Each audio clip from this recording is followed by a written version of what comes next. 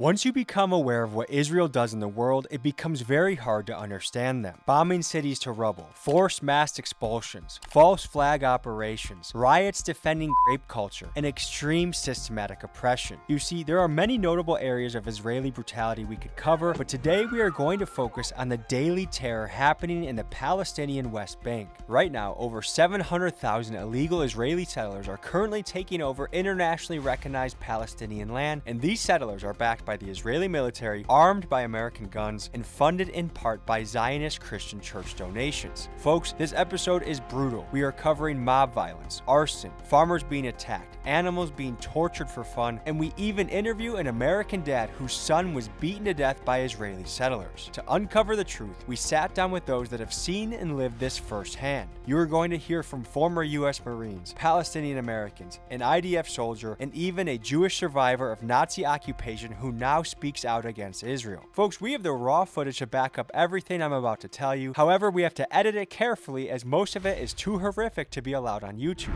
Folks, a quick disclaimer. I love my life, I love my family, and I am in perfect health. Another thing to address is we know this video is going to be shadow banned hard. So I'm asking you, the viewer, to help me fight against the algorithm. Hit the like button, write a comment, and imagine every single one of these actions as a salute against this Israeli behavior. Let's dive into the video. Folks, I'm about to go ask some people that have had boots on the ground experiences in the West Bank, but to prepare for these interviews, I'm going to use a partner of the channel, the sponsorship of today's episode, Straight Arrow News. I've relied on them in the past to be better informed, and so I'm going to look up in their app right now, Israel, see what some of the latest things happening are. We see that Israel has approved 19 new settlements in the occupied West Bank, and unsurprisingly that 2 were killed by Israeli military in the West Bank, including a teenager. This is a platform I use. I am a huge fan of non-biased media. We have all these news corporations that give you an angle. They want almost like a propaganda cycle. I rely on news networks that give us straight facts, straight arrow news. And so I heavily recommend you download them on your phone. It's a free download. So if you use this QR code, it's a no-brainer. You are more informed, more educated of what's happening in the world. And this is an app that I regularly use to prepare for my stories. Do yourself a favor, give them a download, and be ready to rumble when it comes to information happening in this world. So now that I have my research, let's head into these interviews and see what's going on.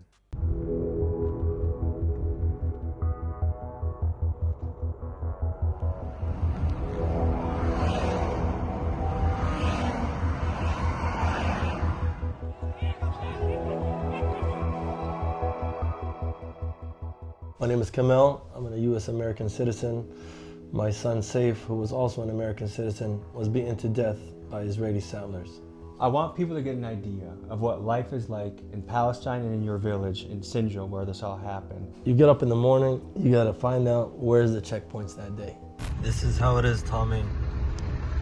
They can put a barrier anytime that they want.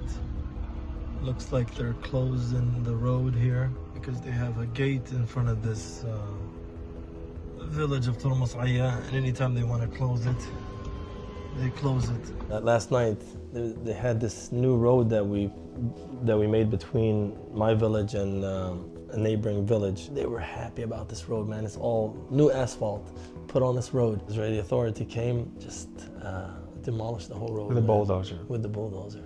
Just because, basically. They just want to make life as hard as they can on the Palestinians. In an area, we could say about the size of Delaware, that this land is, that they have 702 checkpoints set up. And only growing.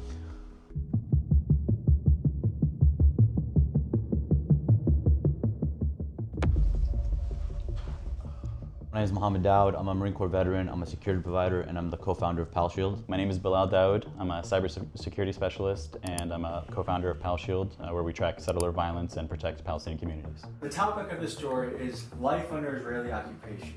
Do you think that's a fair title? Perfect title for what we're all dealing with in the West Bank. And what makes it life under occupation? Everything from as simple as wanting to get to school, say building a well, and water scarcity, it's the Middle East, so the water under your feet is regulated and watched by the Israeli authorities. I'll tell you how many stories we know on a personal level of women like giving birth on a checkpoint because they wouldn't clear them to go to the hospital. I mean, it's just crazy. What do you think the Israeli goal is in all of this? Displacement, land theft. In the context of Palestine today, they want it all without the Palestinians. So they want the land without the people.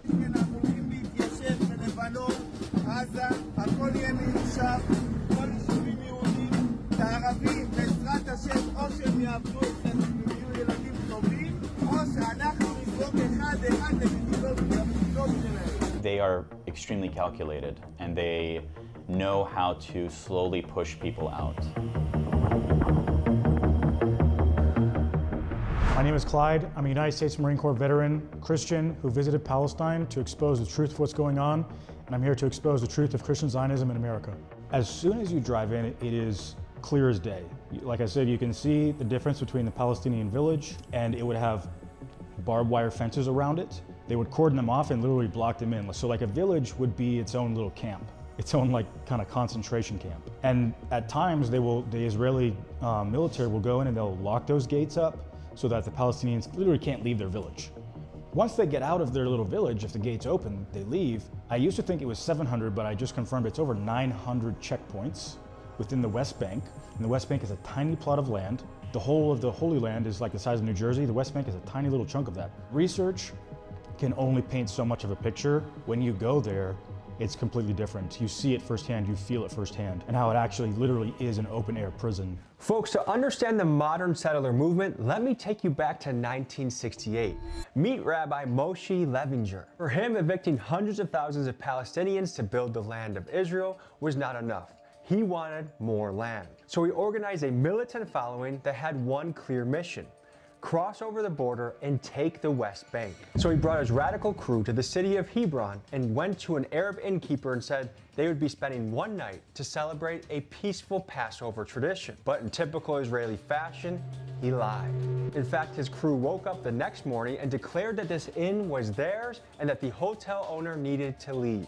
And at this point, they were surrounded by the Palestinians that actually lived there, and Rabbi Levinger put the Israeli government in a pickle. They could decide to drag Levinger's crew out by force, or they could send in the military to protect them. And afraid of the terrible optics of evicting illegal squatters, the Israeli government sent in the military. And folks, this is the same playbook that you see in use today. Israeli settlers will lie, cheat, and take by force land that is not theirs, play the victims, and then call in the IDF to protect them.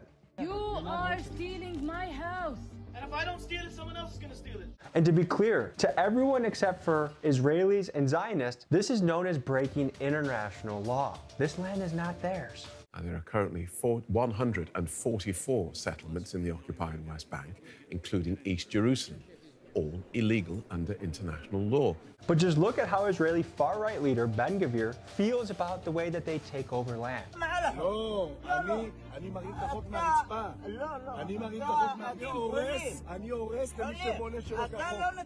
This guy is actually broadcasting the Israeli plan to the world. It's an equation that involves supremacy, forced evictions, and the military bulldozing the generational homes of the Palestinians. And folks, in a way, we are the ones enabling it, because right now, both our tax dollars and our American weapons are being used to do this by our so-called greatest ally. And so in the West Bank, it's total occupation. I'm sure you've heard of the area A, B, and C. By splitting these areas into areas A, B, and C, they established different rules for these different areas. So areas A, you didn't have any Israeli authorities in there. You had the Palestinian Authority. Areas B, where we live, is under Palestinian civil administration. So, for example, we have a village council.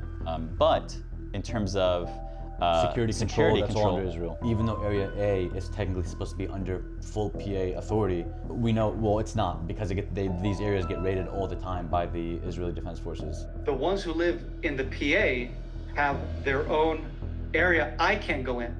They can come into the joint area. So area A, there's no IDF, there's no settlers. There is IDF operations targeting terrorists, and that's in and out, but not a presence. You want to have IDF presence in those areas. The IDF's purpose in the West Bank, not only as an occupation force, but is solely to protect the settlers that are living there. Since the 60s, 70s, the settlers have become more militarized, and you have a good solid, I don't want to exaggerate, between 50 to 100,000 armed men, right? Settlers, these guys are like, many of them are probably IDF reservists as well. So you have a clash. I mean, it's not a conflict of interest because it is the same goal. We see the settlers and the army as one and the same.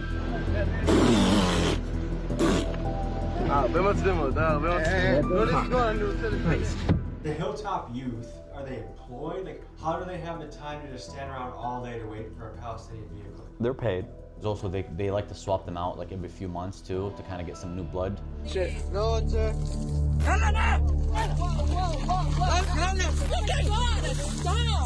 Stop it! Let's dive deeper into the Hilltop youth. They are largely made up of Israeli high school dropouts, and many are known to have learning disabilities and behavioral disorders. These guys believe the West Bank is their divine right promised to them by God, and they follow radical leaders like Mayor Ettinger, guys who extremist networks are tied to horrific crimes like firebombing a Palestinian couple and their 18-month-old baby to death. And guys, sheep are the secret weapon of the Hilltop youth. You see, they bring their sheep to graze on Palestinian land, and then they violently attack any Palestinian that comes near them, and thus begins the takeover of the land. And this approach works. Since October 7th, settlers have permanently expelled 76 different Palestinian communities. And it's so out of control that even the head of Israel's own intelligence agency, the Shin Bet, has publicly condemned their actions as, quote, Jewish terrorism. They said it, not me. And folks, despite this, the Israeli military continues to help them with their crimes. I know that the settlers have little militia groups. So it's a joint effort from the Israeli military, the Israeli police, and the settlers. So when settlers go in and they harass the Palestinians, the military is not going to come in and intervene and stop the settlers from killing or damaging property. They're going to enable it. Yeah, I mean, I don't know if you saw that video of that settler who beat the woman over with a stick. You got it. Oh, come on, don't hit her! Hey! Oh my God. Hey! Hey! Hey! She was just harvesting olives, bro. During the olive harvest, for many Palestinian families, is like one of their main sources of income throughout the entire year. And so the first thing that Israeli settlers will do is they'll attack those crops. They'll burn those trees down. They'll attack livestock. They will drive their ATVs in grazing areas and run over livestock. They'll force a family away from while they're harvesting their olives, and then steal the bags that are already been filled. I mean, it doesn't stop with them. Anything you can imagine they do, they do. Is it encoded into the psychology of an Israeli to hate the Palestinians? Yeah, it's ingrained in their society from birth. במלחמת שמאל או ימין? אמצע. ניצחון בינינו. חוק אותם? שתי מדינות לשני עמים. פצצת אטום, כדי שנחיה. אפשר לחיות עם ערביי ישראל? ערבי טוב זה ערבי. They're so brainwashed that they believe stealing Palestinian land is the right thing to do. For those that think it's ridiculous to label Israel as an apartheid state, don't take it from me, take it from the words of a man that literally invented the system of apartheid in South Africa, their Prime Minister, Hendrik Verwoerd. Our policy is one which is called by an Afrikaans word, apartheid. When asked about Israel, he bluntly stated, Israel, like South Africa, is an apartheid state. And that's from the OG of apartheid. Folks, we're talking about miles of fences, segregated road systems, and military force being used to bulldoze and kick people off their own land. I mean, it even goes as far as people are getting the shit kicked out of them for praying or for trying to attend a funeral of one of their friends or family members that was killed by the Israelis. This is simply how life is in the West Bank.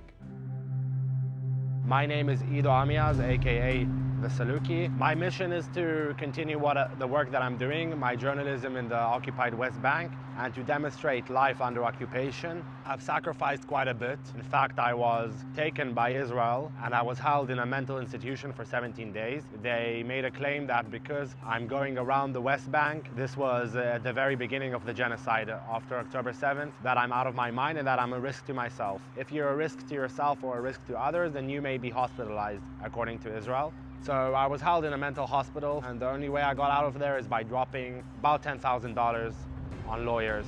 Folks, we are told by our government and mainstream media that one of the reasons we have to support this behavior is because Israel is the only remaining bastion of democracy in the Middle East. The UN was obsessively hostile towards Israel. the one true democracy in the Middle East. But let me ask you this. Do you think it's democratic to have the reputation of killing more journalists in this conflict than ever before in history? And ask the Israeli citizens, are you not being censored from publishing videos of missile strikes in your own city? And finally, let's talk about the press, both foreign and Israeli. It is well known that they have to submit their stories to the IDF censor department to get approved, and that this department has the power to kill any story that they don't want coming out. This is the democracy that we're fighting for? One of the worst things I've heard or seen, a dear friend of mine, Auda Haslin, he was shot by an Israeli settler. What was his crime? The Israeli settlers brought equipment to tear down houses and olive trees within his village, and him and some of the Palestinians, I'm not sure if even he did, threw rocks at them in retaliation, and he caught a bullet. Guess what happened to the Israeli settler? Nothing. He was 3 days in house arrest, and now he's walking free. Yinon Yelevi, his name is. This sense of entitlement and superiority is prevalent in the average Israeli. Obviously, if you go somewhere like Tel Aviv or Haifa where people are more chill, then they wouldn't have a problem with Palestinians and they might believe in a two-state solution. But at the end of the day, the majority of Israel is not Tel Aviv and Haifa where people are more open-minded and left-leaning. The majority of Israel are cities like Ashdod, like Nahariya, where I was born, where people do think that they're simply better than other people. What are some examples of the things that Israeli settlers are doing to people right now? We could start with, burning the land, burning crops, burning homes, throwing rocks at vehicles, sometimes fire bombs, sometimes shooting at these vehicles. You might have a Palestinian ambulance, and they'll literally pull up in front of the ambulance and slow down. These are just basic Israeli settler civilians, hoping that the person injured or whatnot would essentially die off. It's a loathing and a hatred that I don't think I've seen really in any other version of any other conflict. There's a sense of entitlement to these settlers. They really seriously believe that the land that we are under, that we've been around, that we've been on, that we've lived in, that our heritage is built around, is theirs by God. They were given basically M16s to anyone that wanted to go get. Where do those M16s come from? USA. Yep, you heard that right. We are sending American guns to Israel, and they are getting handed out by guys like Ben-Gvir to Israeli settlers that then in turn use them to attack Palestinians, some of which are Palestinian Americans. And it got so bad that in 2023, the Biden administration halted the sale of rifles to Israel because of all these settler attacks. Ah yes, our greatest ally is using our own guns to attack Americans and innocent Palestinians. How wonderful. For those not familiar, Ben-Gvir is a far-right Israeli politician known for his bloodlust in eradicating Palestinians. He's the type of guy that enjoys wearing noose pendants on his shirt for fun. And here he is celebrating the recent law that legalized the death penalty for Palestinians. And this has widely been criticized as a racist apartheid law. As long as Ben-Gvir remains alive, he will be a guy that advocates for the ethnic cleansing of Palestinians entirely. So the American taxpayer money is going to Palestine, to Israel, using it to kill Americans. Remember, our village is 80% American. So me and you are both two American entrepreneurs who've paid a lot in taxes. What does it make you think when your hard-earned tax money is going to the death of your sons? It kills you knowing that your own money funded people that directly had something to do with the murder of your own son. Dude, oh man, I could, you want to talk about the foreign aid, or you want to talk about the shadow money that gets funneled through shadow nonprofits? Which is multitudes of more money. Man, so I could just talk about the Central Fund of Israel as an example. I think 98% of all funding that went towards a settlement expansion project went through this specific 501c3. They are 501c3. You can get a tax rebate for this. The U.S. is really just a big fat cow for them to just suck dry. Use and abuse. Israel would not be able to do what it does. It would not be able to have the control that it has and function as a state without the free money that we're giving them every year. Talk about the 1960s. The Israeli settlers, they moved in, they took over land, they took over people's homes, and still to this day, you have on camera Israeli settlers marching into Palestinian homes, sitting down, going into the fridge and saying, this is my house now. What you don't know is that that's what Arabs do to them all the time. Do you have video clips of that? I can get you video clips of that, of course. I don't document it, but I know people who do. I mean, unlawfully, we had Rabbi Levinger cross into Hebron and then go into an inn, tell the innkeeper he's a Swiss tourist, and then all of a sudden wake up and say he's not leaving. And that was the beginning of the settlements. How is that not clear theft? In Hebron? Mm-hmm. So that's like literally the worst example you're giving, by the way, because Hebron is one of the smallest Jewish communities. There's no incident ever in the history of Palestine where a Palestinian is just attacking an Israeli anywhere in the West Bank. Like, because to your point earlier, they shouldn't be there in the first place. Tell me how the Israeli settlers violate international law. The fact that they're there in the first place is a violation of international law. There's no pressure by the international community to hold Israel accountable for anything. Israel has us by the throat, and we can't and we won't hold them accountable. And if anybody else, if any of the other Arab nations try to do anything to Israel, we'll sanction them, we'll remove their funding, we might attack them. By international law, is it legal for these settlers to be in the West Bank? 100% yes, with a caveat that it is disputed. Because in 1967, Israeli Prime Minister actually was against the settlements because he said it directly violates the Geneva Convention and international law. In order to answer that question, you actually have to go to what is actual international law that is binding. The Israelis control all of their resources there, the water, the electricity. For 1 day per week, they get running water. The other 6 days of the week, they have to live off of water tanks. You would see empty water tanks on the side of the building, but they had bullet holes in them. They would drive by and shoot up the water tanks so that they don't have water the rest of the week. Here, even the water is controlled. Israel's national water company, Mekorot, holds a complete monopoly over the West Bank's water supply. Because Palestinians are forbidden from drilling deep wells and require Israeli permits to dig on their own land, they have to buy their water back directly from Mekorot or rely on bringing in expensive water trucks. Now, Palestinians are only given water every 7 to 10 days, so their roofs are covered in black tanks to hold water in case the supply is cut off completely. But if you look nearby at the illegal Israeli settlements, they are plugged into the same Mekorot grid, and they are given 24/7 access to that water to do anything from fill swimming pools to water their lawns in the desert. Folks, make no mistake, this water monopoly is just another weapon in this apartheid system. But are you familiar with the water company Mekorot? Mekorot, yeah. Palestinians' own water supply, it appears that the Israeli settlers receive 82% of the Palestinian water, and that furthermore in the summer, the Palestinians are they have a certain well distance they're prevented of digging from where the settlers are not restricted in that same manner, and that the Palestinians in their own land are restricted to water where the settlers are not. I'm trying to take this seriously because this is literally the biggest sham that I've seen that goes out to people around the world. The nation of Israel, right? The country of Israel, it pipe and pump water into the Palestinian PA-controlled area in the West Bank and in Gaza with zero compensation from the Palestinians that use that water. Every year comes to the Israeli Knesset and they dispute the money or the debt that has been incurred because of the usage of all the water and the electricity. So both the electric company, which is only one electric company in Israel, we provide free water, free electricity to the PA, and every year these companies bring the debt to the Knesset and say, this is the outstanding debt from years past, and the government basically says, tough crap, and you know what they do to compensate? They charge me more on my electricity and on my water. Sometimes I just wonder, like, what would a true red-blooded conservative American that really does believe in the same values that we believe, right? Like, you know, liberty, justice, freedom, defending yourself, right? Dignity, honor, just basic things. It makes me wonder, like, what would they do if they were under the same circumstances, you know? Like, it's wild. Man. I'll tell you what they'll do. We did a lot for a lot less. For tea. We literally, down the country for tea. You know what I'm saying? Like, that's the difference, right? Is resisting anti-Semitic? Personally, I don't think so. Why are these older Christians so captured and invested in Israel? We need to talk about John Darby and his creation of the theological ideology of dispensationalism, which is the idea that God has two different groups of chosen people.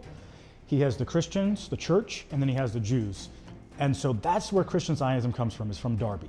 Let's break down the mechanics of how Christians are actually funding this brutality you are witnessing. You see, Israel developed a brilliant plan. They do not have to convince the entire American public to participate in the settler movement. They just have to influence how our pastors think. What they do is fly thousands of pastors out to all expenses paid trips to Israel. And when they get their message across, these pastors return to the United States, where they proceed to funnel hundreds of millions of dollars annually into the settler movement. And the reason pastors do this is they believe that Jewish settlement of these areas is necessary to bring about the second coming of Christ. So essentially, to fulfill this prophecy, they are willing to enable the persecution and suffering of thousands along the way. It's actually insane to read about Jesus in the Bible helping the sick and the broken, and then to look up and see these American churches funding a movement that does not seem to respect Christians or even obey the 10 Commandments.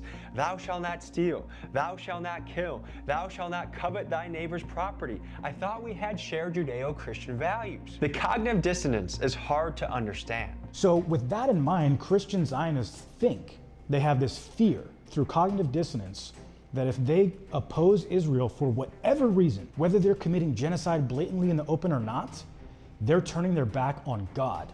And that is deathly fearful to their mind, thinking to themselves, if I curse Israel, if I go against Israel, even if they commit a genocide, I'm gonna go to hell maybe. They're just willful idiots to them. They don't care about Christianity. They don't care about Jesus. They hate Jesus.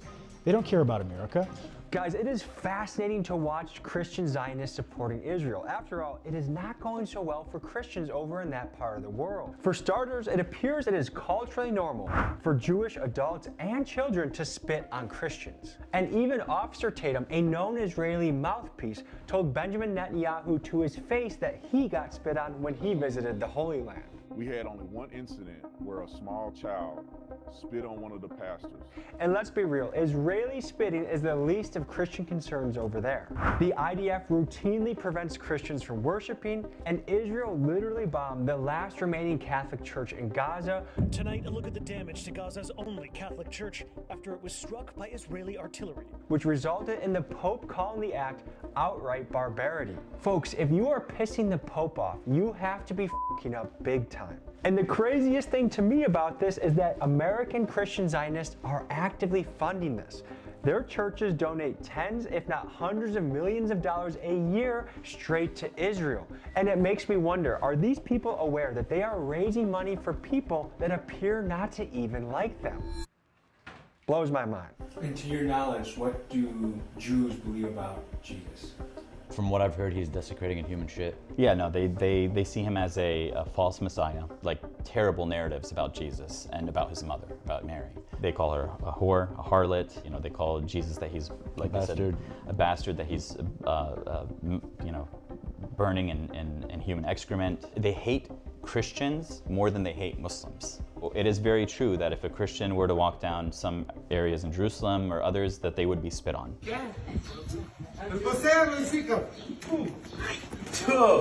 Like you see, imagine a mother, a father, and children. They tell them, hey, spit, there's a Christian. Not even talking, they just do it together. They just all do it. It's like a common practice. My name is Stephen Kapos, and I am a child survivor of the Holocaust in Hungary, Budapest. I was in hiding on false papers, etc., which happened after October 44. Soon after, our location was caught up in the fighting between Germany and the invading Soviet troops. So we had double jeopardy. I think that's an important background to understanding Gaza, because I can relate to their experience both of the destruction and the fighting, as well as the insecurities of hiding. Yes. Are you Jewish? I am indeed, yes. Would you consider yourself to be anti-Semitic? Of course not. And I don't either, but this is how you're going to be labeled and I'm going to be labeled just for speaking out about Israel. Have you gotten attacks like that before? Yes, I have. How ridiculous do you find them? Well, totally ridiculous. But my family lost 15 people to the death camps. In your assessment, do Israelis view Palestinians in the same way that Germans viewed the Jews? Yes, I'm afraid, to some extent, unfortunately. Before we cover the details of your son's murder, can you say who your son was, what he was up to in Florida before he got killed? My son actually was running the ice cream shop with me, 20-year-old. He graduated high school like 2.5 years ago. I'm kind of an entrepreneur also, like I've run clothing stores, I've done many kind of businesses and stuff like that. I guess he wanted to follow in my footsteps. We found this ice cream shop, so we kind of opened it, and he was running it the whole time. I lived back and forth between the West Bank and the States, and he was living here in Tampa, Florida, like permanently. Can you describe what happened when your son got killed?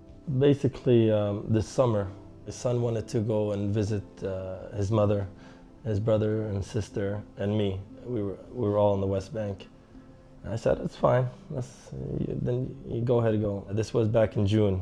So I told him, since you want to stay here for a little bit longer, I'm basically gonna have to go to the States and take your place. So I left on July 11th, seeing all these missed calls, and then I seen, the group messaging going like bonkers. And I opened it up, and it's showing that the son of Camille, is basically missing or injured. I called up my son, my younger son, and he told me that, Saif, your son is unconscious right now, and something happened in the mountains. So I kept going back and forth, and I was like, someone tell me what's going on. No reply whatsoever. So I knew there's something more going on. Then I called my son Saif's phone, but the person that answered was not him. It was one of his friends, and he told me, he's okay, he's okay. At that moment, my son was unconscious. I was like, oh. It just gets me every time.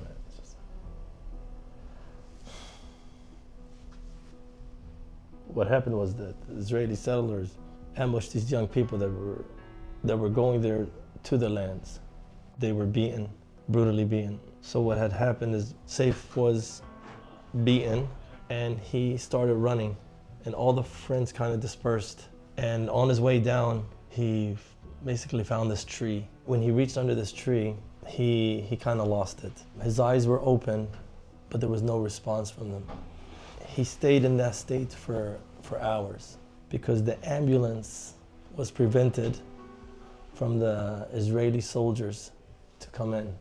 When they finally reached them, because the terrain is kind of rough in that area, the ambulance got as close as they can. They put him on the stretcher. My younger son seen this, and he told me, Dad, basically 5 minutes before he got into the ambulance is when he took his last breath. The delay of the Israeli, army delaying to get to him, the paramedics or any medical assistance, it had a big impact in the killing of my son. When they were on their way to the hospital, until finally after about 30 minutes later, he called me up, and he told me, he said, Dad, I don't know how to tell you, but your son was killed, and Saifullah is gone. And I was like, I don't know, the hardest moment of my life, because you don't expect that ever to happen to your own son, and you're always expecting that he's gonna bury you.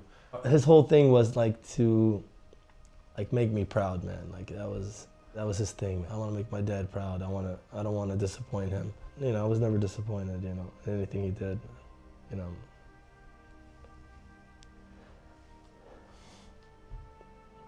It's hard, Tommy, man. It's just, because you miss him, man. 20 years old.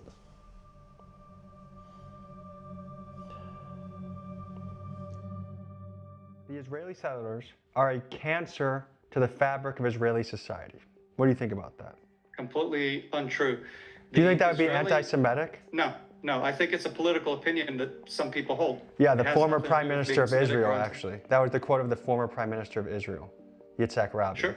So Yeah. I feel Well, like in any case, when I tell you violence that is happening today, you try and take it back to 2,000 years ago. I'm talking about the violence. 2,000 years ago. I'm talking about the violence happening right now in the West Bank, and especially in areas that are Territory A, that should be under full Palestinian authority. They are still being patrolled by IDF, and they are still being overran by Israeli settlers that are armed with American guns. That's completely incorrect. So Israelis do not enter Area A because if you enter Area A, it's punishable by Israeli law very heavily. Number one. Well, I just want to get that quote. Does it Israeli settlers are not entering Area A. That's what you're saying. They are not. They should not be. It is punishable by Israeli law. That's a big legal problem. You're not allowed to do that. These lands are our lands. It's under Area A, not under Area B, not under Area C, which is Israeli authority. Now, these are land under Palestinian authority. These are lands that were passed down to us. And these Israeli settlers are going there since April. What I can tell you is you're talking about settler violence, right? And the statement that you just made about them being a cancer, I completely disagree with that. And here's why, because again, that's a political opinion from the left and they're entitled to it, and that's fine. I mean, no, your former prime minister said that. Country. Your former prime Israel's minister a Democrat country, and we're allowed to have those conflicting ideas. That's fine. That's part of the democracy. I completely disagree with that as a security professional, as somebody who's been in Judea, Samaria. A lot of our politicians, ironically, have not. That's another sleight of hand, by the way. Other areas. Referring it to as Judea, Samaria as a sleight of hand that Israelis are using to not be in the same ballpark about what we're talking about. No one else refers to it as Judea, Samaria except for the Israelis. That's incorrect. I just sat down with the ambassador of the United States, Mike Huckabee, the other day. The biggest Zionist in the fucking room. Judea and Samaria. There's no such thing as a settlement. They're communities, they're neighborhoods, they're cities. There's no such thing as an occupation. Can I finish my statement? Yes. Because that's kind of important. I don't know. Have you sat with the ambassador of the United States ever? Go ahead. So being an honored guest at the U.S. Embassy here in Jerusalem, in our meeting, we actually asked him about this very term and his staffers, and they confirmed that yes, that is a term that some of the staffers use and others use West Bank for clarity because people they get confused because they don't understand these terminologies. So I'm here at the site because I can't get close to the area that my son was killed because I fear for my life. These Israeli settlers are armed and dangerous, and behind me is the area that my son was killed. For 3 hours, having a hard time breathing with no help. Let's break down some of these details. Number one, can you just describe how many Israeli settlers there were, how old you think they were, and did they hit him? Did they have sticks? Did they have, describe who this group was and what they did to your son? They have this group called the Hilltop Gang or Hilltop Clan, and they're basically going around all these areas in the West Bank and trying to claim or put outposts saying that this is their land. They had clubs that day. There was one of his friends, he just had some major ACL reconstruction. He had his whole knee busted from in, out, everywhere. He's barely walking now. There was another guy, he had his head busted with all this, I think he had 12 or 13 stitches on his head. And what role did the IDF play in your son's death? The IDF played a big role. Them preventing the ambulance to get to him earlier is a big cause, in leading to his murder. So if the IDF soldiers had simply let an ambulance treat a wounded person that was attacked, good chances are today he'd be alive. Yes, 100%. So this would be like if an innocent man was attacked by a mob and the very police that are supposed to protect him kept the ambulance from coming. Blocked them completely, yes. Are IDF soldiers supposed to protect the Palestinians? Yes.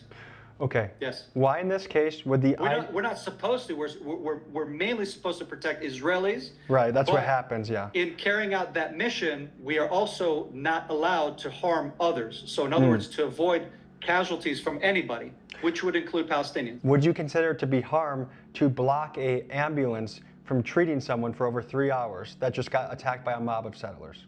Yeah, of course, if that's true. Yeah. How come you don't mention the killing of Benjamin Mair, a 14-year-old? He was killed in April 12th, 2024 during the war that we've been in. Why don't we mention, I don't know, and you said rocks isn't a big deal. If you recall in our conversation, we kind of discussed a little bit some of the talking points you wanted to cover. Well, just rocks killed Yehuda Shoam in 2001. It killed Yonatan Palmer and his son in 2011. Okay, these were people that just were commuting on the roads. It wasn't settler violence. It wasn't anything that you hear. Oh, and by the way, according to the United Nations reports that you're reading and that you're quoting to me about all the settler violence, this goes under the settler violence. Why are you doing this for settler violence? Because he was driving on the road. Well, how is that settler violence? We cry for the one guy. We never talk about the other. There's two people here. In fact, there's many peoples here.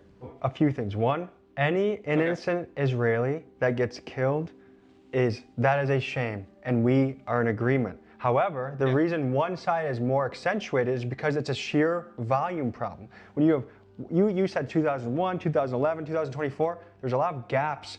I'm talking about almost on a daily basis. Hold on, you spoke for like 6 minutes straight. I'm gonna talk just a little bit, okay? It's the sheer volume of these things happening. Israel ambassador Mike Huckabee tweeted at Israel, and he's a guy that's as Zionist as you can get. Yeah. He even tweeted at Israel that it was a murder and that there needed to be accountability for your son's death. Yeah, it was an act of terror, he called it. It's been 6 months. There haven't been any leads to the investigation. U.S. Department of State they did no investigation. The FBI didn't do an investigation, even though it's a U.S. citizen.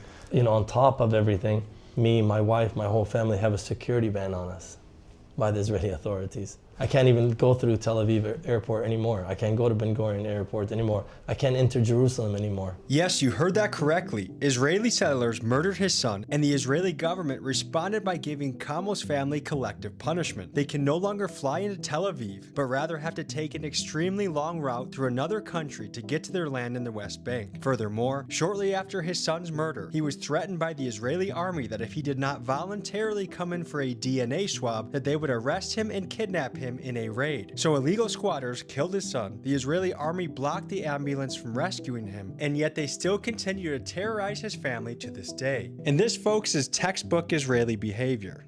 Where's the accountability, let's say, for the murder of Saif Musalla? I wasn't there. I know there's a lot of controversy on that particular incident. To my knowledge, he was up to no good. I actually get the actual report of what happened that the media did not tell, and you read the report and you're like, holy crap, it's completely different than what the media portrayed. Because the media wants a story. If it doesn't bleed, it doesn't lead.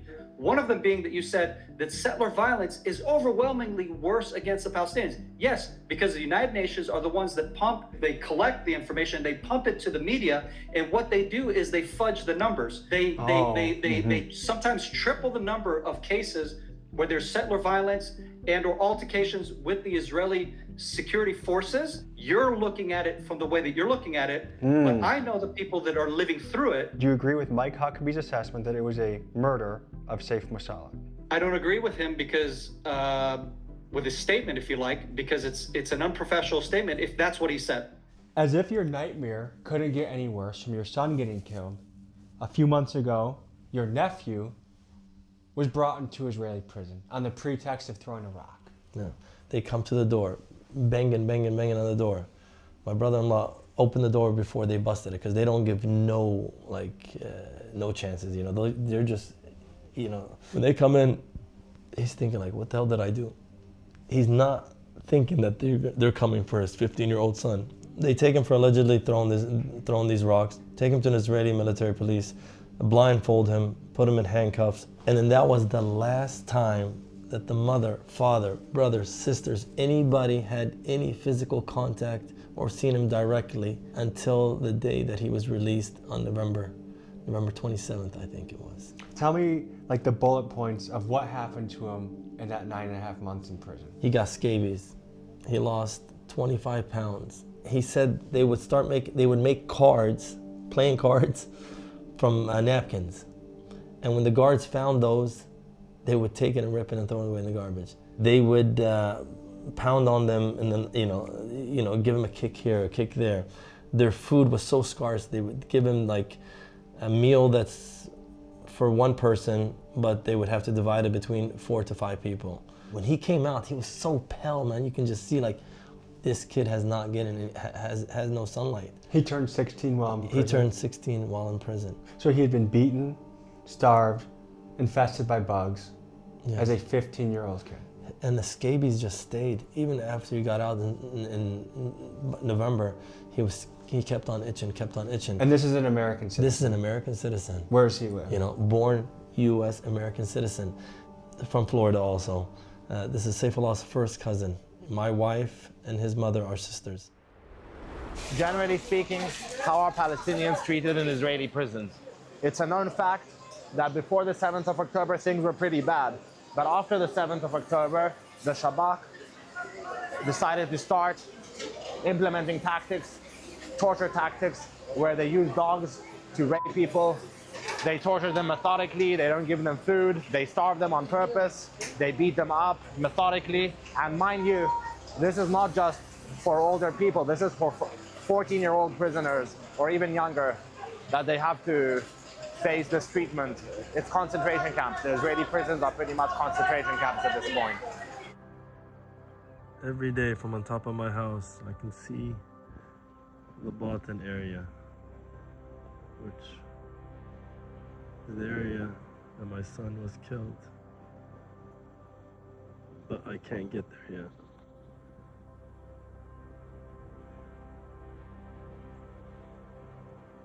Israeli settlers are still there, armed and dangerous.